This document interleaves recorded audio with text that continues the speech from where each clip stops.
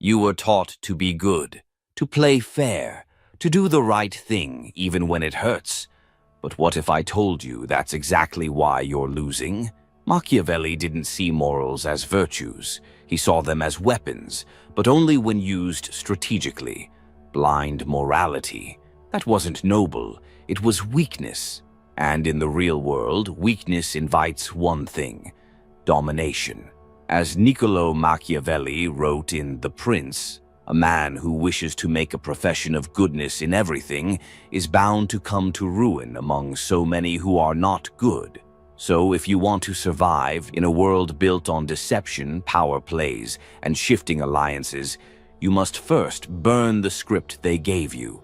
Because the people who told you to do the right thing, they don't follow it themselves. Let's begin with the first layer of this dangerous truth: how morality is weaponized against you, and how Machiavelli would dismantle that illusion piece by piece. Morals make you predictable, and the predictable get played. A moral person says, "I'd never lie. I could never betray someone. I always treat people the way I want to be treated." Sounds admirable, right? To Machiavelli, that's a blueprint, a roadmap, a cheat sheet for manipulation. Because when your values are static, your enemies don't need to overpower you. They just need to create situations where your morality traps you. You're too loyal to leave, too honest to protect yourself, too kind to retaliate. And while you're holding yourself to your sacred principles, they're exploiting every weakness you've just revealed. Never make your values visible. If they can't predict your lines, they can't control the game. Be fluid, adaptable, capable of appearing virtuous while doing exactly what's necessary. Because power doesn't belong to the most righteous. It belongs to the most unreadable.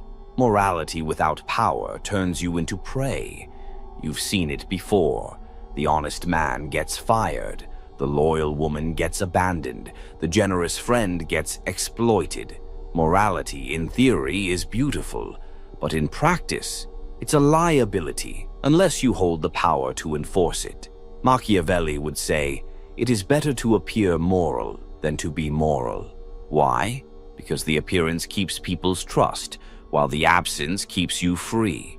If you must choose between being seen as cruel or being destroyed by kindness, choose cruelty without hesitation. Not because you enjoy it, but because it's strategic. Power first, principles second. Otherwise, your principles will be used to destroy your power. Ever try to reason with someone toxic, thinking they'd understand if you were just kind enough? That's morality without leverage. That's feeding wolves your hands and hoping they become lambs. Morals are used to control the masses, not to empower the individual. The morals you were raised with? Most weren't designed to make you stronger. They were designed to make you obedient. Turn the other cheek. Don't judge. Forgive and forget. Don't seek revenge. These are not universal virtues. They're behavioral shackles. Machiavelli understood this perfectly. That's why The Prince was written not for the peasants, but for rulers. He didn't advise leaders to be kind. He advised them to use the illusion of kindness. A prince must be a fox to recognize traps and a lion to frighten wolves. This means you must recognize when moral language is being used to shame or disarm you. You must learn to disengage from guilt when guilt is being weaponized. You must see virtue signaling for what it is, a disguise for manipulation. If someone insists that you behave ethically, ask yourself, is this about right and wrong, or about keeping me small? In most cases, the answer will tell you everything. Your morality becomes their strategy. A skilled manipulator doesn't fight your morality, they redirect it. They'll appeal to your compassion to escape accountability. They'll appeal to your loyalty to keep you locked in a losing cause. They'll appeal to your honesty to extract damaging truths from you. They'll appeal to your forgiveness to stay close enough to betray you again. And you'll think you're being good. You'll think you're rising above. But in reality, you're walking into a trap they designed with your values in mind. Machiavelli would call this being ruled by the ghost of your own reputation. So, turn every value into a choice, not a reflex. Compassion, offered only when there's no cost. Loyalty, given only to those who'd bleed for you. Forgiveness, reserved for those who suffer without asking for it. Never hand out virtue for free. Let them earn it with suffering. Machiavelli didn't despise morals. He simply understood they are luxury items meant for those who already hold power, not those still trying to claim it. If you lead with honesty, loyalty, or kindness in a world that thrives on dominance and deception, you will be broken, then forgotten. Because the truth is brutal. The world respects power, not virtue. Virtue only becomes valuable after you've secured control. Before that, it's just a weakness waiting to be punished. Now, let's break down how to fake morality for strategic gain. How to use virtue as a mask while sharpening the blade behind your back. You'll learn how to appear pure while operating like a predator, because in Machiavelli's world, only one kind of person survives, the one who knows when to be a saint and when to become a shadow. You've now seen what morality really is in Machiavelli's world. A costume, not a crown. A trick to pacify the masses, not a code to lead by. And yet, the illusion of morality? That's a different story entirely. Because here's the next brutal truth. Those who appear moral often hold more power than those who are moral. Why? Because morality, when worn like armor, makes you predictable. But morality, when worn like a mask, makes you untouchable. This is the Machiavellian art of virtue manipulation. You're not here to destroy the idea of goodness. You're here to use it as a weapon. Appear good to disarm the weak while acting in cold strategy. Machiavelli didn't say you must be evil. He said, it is unnecessary for a prince to have all the good qualities, but it is very necessary to appear to have them. Appear honest, appear fair, appear kind. But when the time comes to strike, strike with no hesitation. This is how the most effective manipulators move. They look pure, trustworthy, even harmless, until they make their move, and by then, it's too late. Think of the politician who smiles as he guts your freedoms. The business leader who preaches compassion while crushing competition. The partner who speaks of loyalty while keeping options open behind the scenes. They win not because they're moral, they win because they seem like it. Let others project their own values onto you.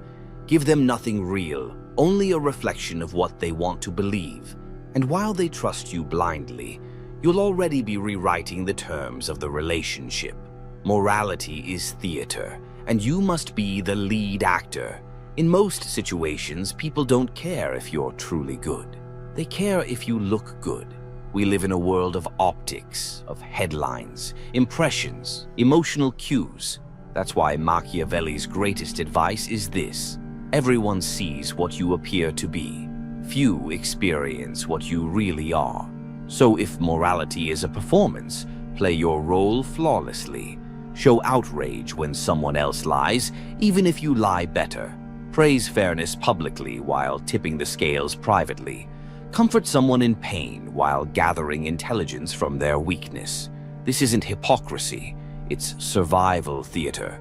And Machiavelli would argue, if you don't play the role, someone else will, and they'll win because of it. Control your face before you control your fate. Every raised eyebrow, every pause, every "I understand," it's not empathy.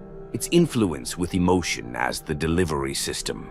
Use virtue as camouflage while you move through enemy territory. Do you know why ruthless people get exposed? Because they stop pretending. They forget the game is about perception, not reality. The best way to carry out a brutal agenda? Make them think you're incapable of it. Machiavelli saw this in the way princes operated. The ones who stayed in power for decades weren't the loudest. They were the most careful with their masks. They built hospitals while launching invasions. They praised unity while splitting enemies behind the scenes. They wore white robes while holding blood-stained swords. In modern terms, you donate publicly to cover private ambition. You admit a small flaw to distract from your real vice. You defend the weak only to gain the crowd's blind loyalty. Give your enemies nothing to attack because you've dressed your poison in honey. Let them feel safe. Let them feel righteous. Then pass undetected. The moral high ground is the perfect sniper nest. While others use morality to guilt and disarm you, you can use it to control the narrative entirely. Accuse others of violating moral codes you don't personally care about. Position yourself as the one who tried to do the right thing, even when your actions were purely strategic.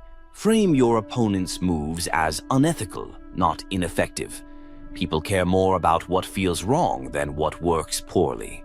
Machiavelli knew that the court of public opinion doesn't care about truth. It cares about emotional optics. And there is no stronger form of emotional optics than appearing morally superior, especially when you've already secured your outcome behind the scenes. Let others fight over who's right. You take control by becoming the one who had principles. Even if you never followed them, they'll crown you a hero without ever seeing the blade in your hand. You've now stepped beyond guilt. You've stepped beyond the need to be good. You've stepped into the mindset of someone who uses goodness the way a general uses camouflage, not to feel safe, but to win wars. And here's the darkest truth Machiavelli would whisper. In the actions of men, especially of princes, the end justifies the means. Not the approval, not the virtue, the end. So while others ruin themselves trying to keep their hands clean, you wear gloves, you smile, and you walk out of every room holding exactly what you came for. Now let's explore what to do when someone tries to morally shame you, how to flip guilt into dominance, how to dismantle the goodness of your enemies, and how to become untouchable through cold ethical flexibility. Because you don't need to destroy morality, you just need to learn how to wear it like a crown and take it off when the crown no longer serves you.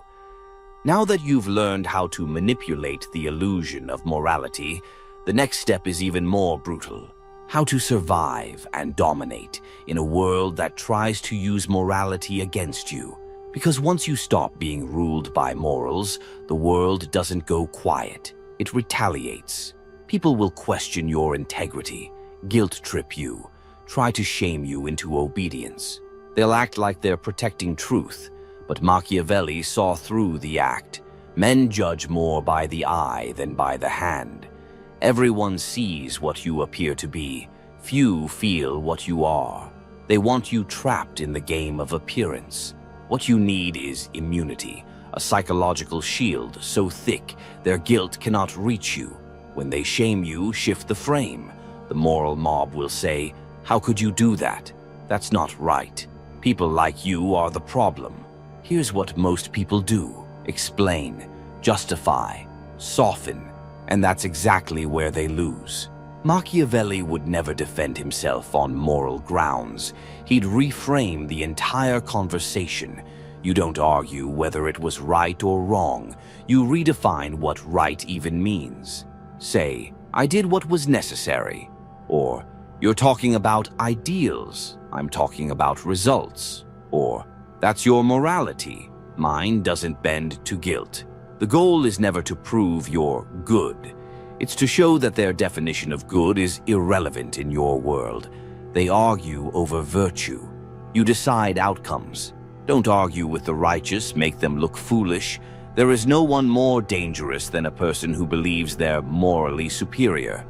You can't out-reason them. You can't debate them into silence. They're not arguing to learn. They're arguing to win the moral spotlight. So what does Machiavelli advise? Don't fight them. Freeze them. Let them rant. Let them accuse. Then calmly say something that makes them look like a zealot. For example, "You're very emotional about this." Or, "It's just business, not a sermon."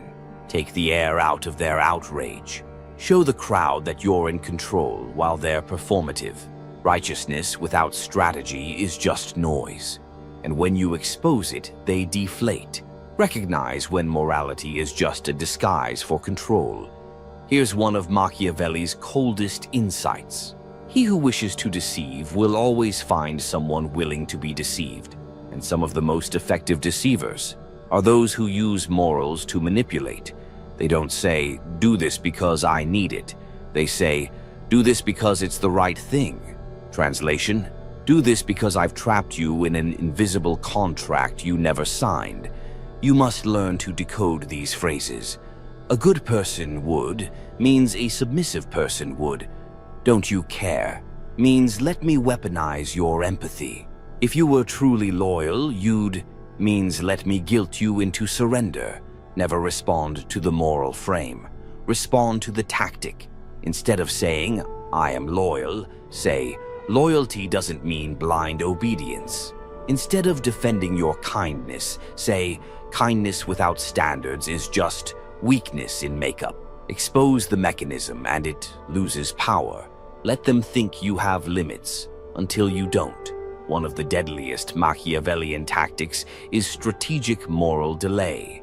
Let the world believe you're guided by ethics until it's no longer convenient. Why?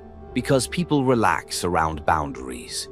They stop watching, they make assumptions, they tell secrets. When they think you'll never strike, that's when you strike hardest.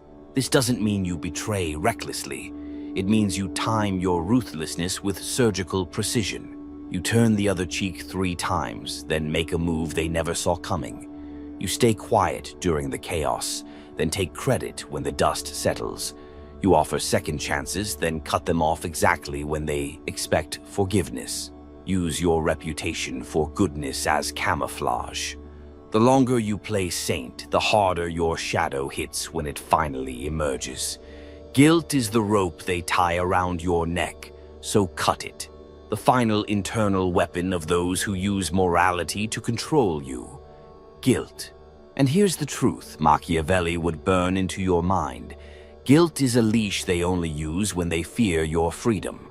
People guilt you when they want you to stop pursuing your goals, want you to prioritize their emotions over your success, or want you to self-regulate so they don't have to challenge you. The fix isn't to become heartless.